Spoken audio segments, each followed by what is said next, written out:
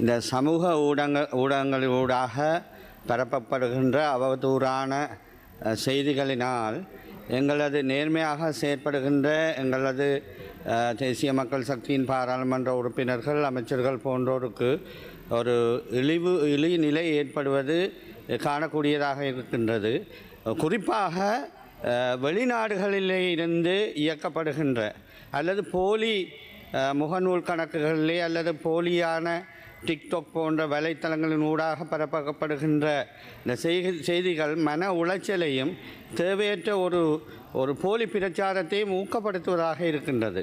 போலீஸில் முறைப்பாடு செய்திருந்த போதும் அதன் முடிவுகள் விரைவாக எங்களுக்கு கிடைக்கப்பெறுவதில்லை.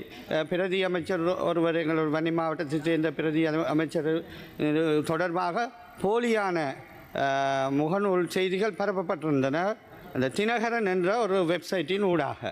இது மிகவும் ஒரு வேதனை அளிக்கக்கூடிய விடயம்.